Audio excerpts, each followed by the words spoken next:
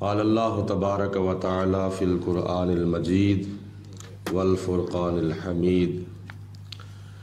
قرآن مجید فرقان حمید کی صورت مریم کی آیت نمبر 51 ہے، جس میں اللہ پاک کی ذات بابرکات نے ارشاد فرمایا وَاذْكُرْ فِي الْكِتَابِ مُوسَىٰ۔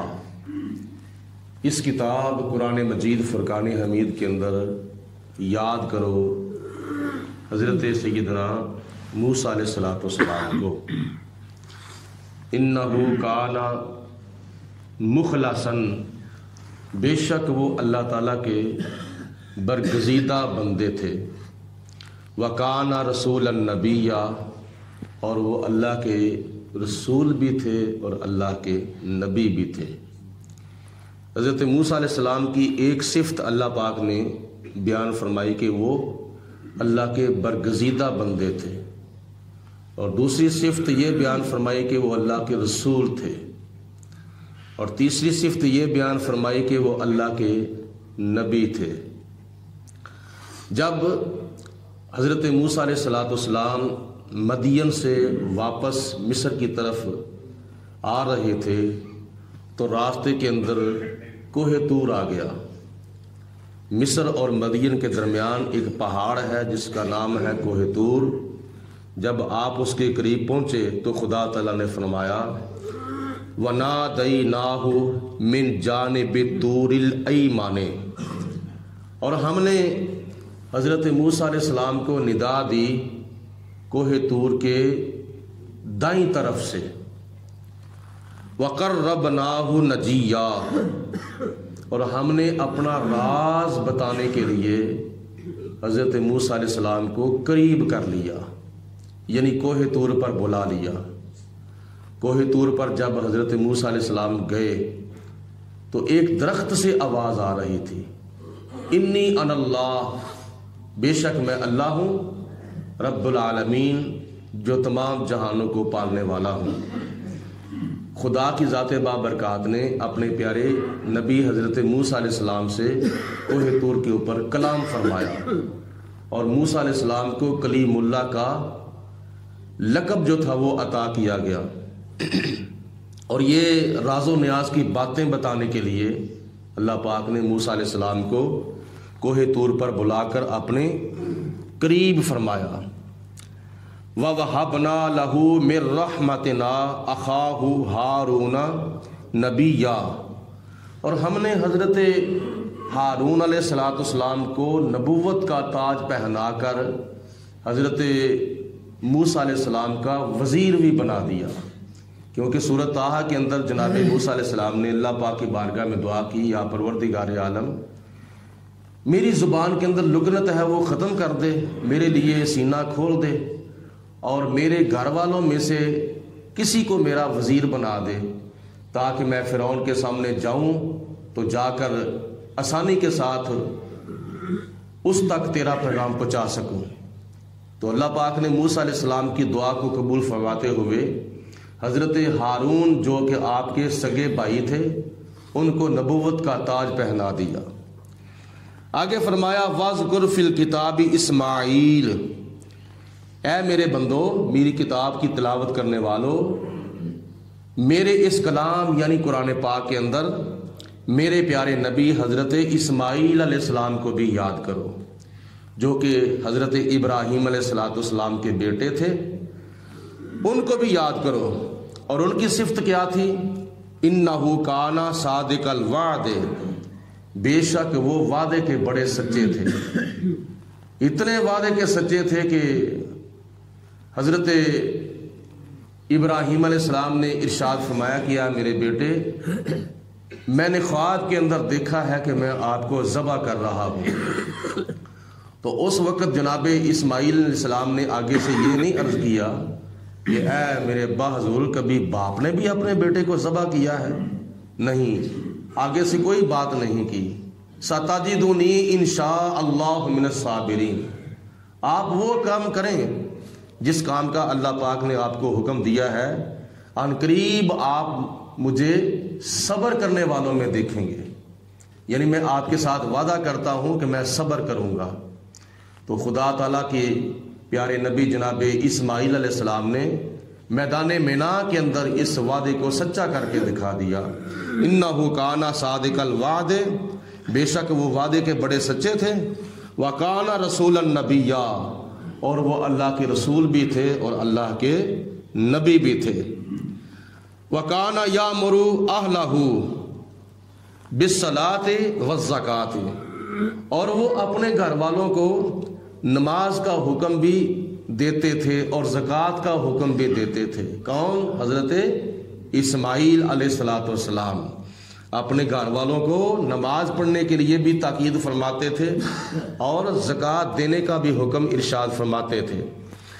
آگے خدا تعالیٰ نے ان کی صفت بیان فرمائی، وَكَانَ عِندَ رَبِّهِ مَرْضِيًّا، وہ اللہ تعالیٰ کے پسندیدہ بندے تھے جن کے اوپر اللہ پاک بہت راضی تھا۔ اللہ پاک کتنا راضی تھا حضرت اسماعیل علیہ السلام پر کہ جناب اسماعیل علیہ السلام کے فدیے میں جنتی دمبا دے کر اللہ پاک نے حضرت اسماعیل علیہ السلام کو میدان مینا کے اندر بچا لیا تھا۔ وَاذْكُرْ فِي الْكِتَابِ اسماعیل وَاذْكُرْ فِي الْكِتَابِ ادریس، اور یاد کرو میری اس کتاب قرآن پاک کے اندر حضرت ادریس علیہ السلام کو، وہ بھی اللہ تعالیٰ کے نبی تھے۔ انہو کانا صدیق النبیّا، بے شک وہ اللہ کے صدیق نبی تھے، یعنی بہت سچے نبی تھے۔ گزشتہ آیت میں ایک حضرت اسماعیل علیہ السلام کا لقب ہے صادق الوعد، یعنی وعدے کے سچے۔ یہ صادق حضرت اسماعیل علیہ السلام کا لقب ہے۔ اور اس سے پچھلی آیت میں اللہ پاک نے حضرت ابراہیم علیہ السلام کے بارے میں فرمایا کہ وہ صدیق نبی تھے۔ ابراہیم علیہ السلام صدیق نبی تھے اور اسماعیل علیہ السلام صادق نبی تھے۔ صادق اور صدیق دونوں کا معنی تو سچا ہی ہے، لیکن پھر بھی اس کے اندر علماء نے، محدثین نے، مفسرین نے کچھ فرق بیان فرمائے ہیں۔ ان فرقوں میں سے ایک فرق یہ بھی ہے کہ صدیق وہ ہے کہ جس کی بات کے مطابق واقعہ ہو جائے، اور صادق وہ ہے جس کی بات واقعہ کے مطابق ہو۔ کیا مطلب؟ صادق وہ ہے جس کی بات کے مطابق واقعہ ہو، اور صدیق وہ ہے جس کی بات کے مطابق واقعہ ہو جائے۔ مثال کے طور پر مسجد کے گیٹ کے اوپر کوئی کھڑا ہو کر کہہ دے کہ جامع مسجد قمر الاسلام میں جاوید القادری صاحب درس قرآن دے رہے ہیں، تو وہ صادق ہے۔ تو نبی پاک علیہ السلام سے پہلے بہت سے ایسے انبیاء ہیں جو صدیق بھی ہیں اور صادق بھی ہیں۔ نبی پاک علیہ السلام کو اللہ پاک نے یہ لقب عطا فرمایا ہے۔ صادق آپ کا لقب تھا اور امین بھی آپ کا لقب تھا، اور یہی خوبیاں اللہ پاک نے صحابہ کرام کے اندر بھی پیدا فرمائی ہیں، جیسا کہ سارے صحابہ کے سردار حضرت سیدنا ابو بکر صدیق ہیں۔ تو اللہ پاک نے ارشاد فرمایا وَاذْكُرْ فِي الْكِتَابِ ادریس، یاد کرو کتاب کے اندر حضرت ادریس علیہ السلام کو، انہو کانا صدیق النبیّا، بے شک وہ بھی اللہ کے صدیق نبی تھے۔ حضرت ادریس علیہ السلام کا جو نام تھا وہ تھا اخنوخ۔ اخنوخ ادریس آپ کو اس لیے کہتے تھے کہ آپ کے اوپر اللہ پاک نے 30 صحیفے نازل کیے تھے، جیسے ہمارے اوپر یہ 30 سپارے نازل ہوئے ہیں، اسی طرح ان کے اوپر 30 صحیفے نازل ہوئے تھے، اور صحیفوں کا مطلب ہے تختیاں۔ 30 تختیاں نازل ہوئی تھیں، اور حضرت ادریس علیہ السلام ان 30 صحیفوں کا درس دیا کرتے تھے لوگوں کو۔ اتنا درس دیا، اتنا درس دیا، اتنا درس دیا کہ 30 صحیفوں کا درس دینے کی وجہ سے آپ کا لقب پڑ گیا تھا ادریس، یعنی درس دینے والے ادریس۔ اور اللہ پاک نے ان کے بارے میں ارشاد فرمایا وَرَفَعْنَاهُ مَكَانًا عَلِيًّا، ہم نے ان کو عرفہ مکان کے اوپر اٹھا لیا۔ اس کا ایک مطلب یہ بھی ہے کہ اللہ پاک نے آپ کا مرتبہ بلند فرما دیا، اور ایک قول مفسرین کا یہ ہے کہ اللہ پاک نے حضرت ادریس علیہ السلام کو آسمانوں پر اٹھا لیا۔ تو جناب ادریس علیہ السلام آسمانوں پر اٹھائے جانے کے بعد خدا تعالیٰ کی ذات نے اور زیادہ مرتبہ مقام عطا فرمایا. اولئک الذین انعم اللہ علیہم من النبیین من ذریۃ آدم. یہ اللہ کے وہ برگزیدہ بندے ہیں، اللہ تعالیٰ کے نبی اور رسول ہیں جن کے اوپر اللہ پاک نے احسان فرمایا ہے، انعام فرمایا ہے. اولئک الذین، یہی وہ لوگ ہیں، انعم اللہ علیہ، انعام کیا اللہ پاک نے، علیہم جن کے اوپر، من النبیین من ذریۃ آدم، حضرت آدم علیہ السلام کی اولاد میں سے جو نبی ہیں ان کے اوپر اللہ پاک نے انعام فرمایا ہے، ان کے اوپر اللہ پاک نے احسان فرمایا ہے. وَمِمَّنْ حَمَلْنَا مَعَ نُوحٍ، اور یہ ان لوگوں میں سے ہیں جن لوگوں کو ہم نے حضرت نوح علیہ السلام کے ساتھ کشتی کے اوپر سوار کیا تھا.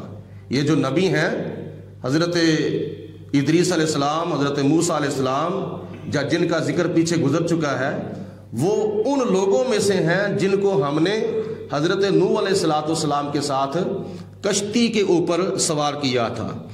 وَمِن ذُرِّيَّةِ ابراہیم و اسرائیل، اور یہ حضرت ابراہیم علیہ السلام کی بھی اولاد ہیں اور حضرت یعقوب علیہ السلام کی بھی اولاد ہیں. اسرائیل حضرت یعقوب علیہ السلام کا لقب ہے، جیسا کہ آج ایک ریاست بھی اس نام کے اوپر قائم کر دی گئی ہے جس کے بارے میں قائد اعظم محمد علی جناح نے کہا ہے کہ یہ اسرائیل جو ہے یہ امریکہ کی نجائز اولاد ہے.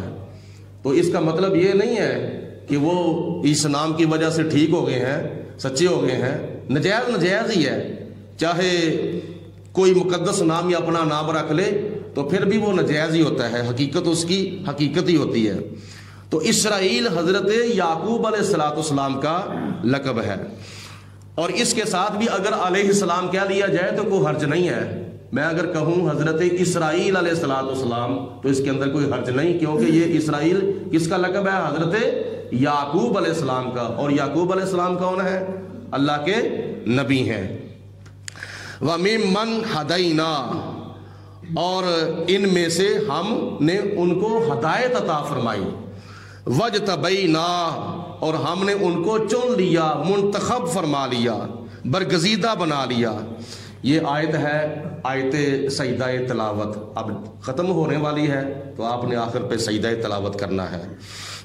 اللہ تعالیٰ آخر پہ ارشاد فرماتا ہے اذا تتلی علیہم آیات الرحمن، جب ان کے اوپر اللہ تعالیٰ جو رب رحمان ہے اس کے کلام کی آیات بینات تلاوت کی جاتی ہیں، یعنی ان اللہ تعالیٰ کے برگزیدہ بندوں کے سامنے جو کہ حضرت آدم علیہ السلام کی اولاد میں سے نبی ہیں، رسول ہیں، جن کو ہم نے ہدایت بھی عطا فرمائی ہے اور مخلوق خدا میں سے چن بھی لیا ہے، ان میں سے کسی کے سامنے تورات کی، زبور کی، انجیل کی تلاوت کی جاتی ہے، قرآن پاک کی تلاوت کی جاتی ہے، تو کیا ہوتا ہے؟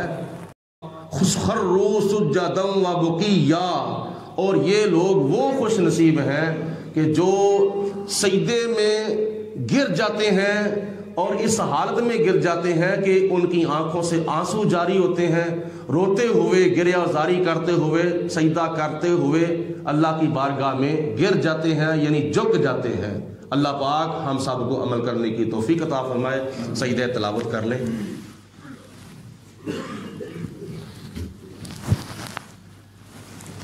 بسم اللہ.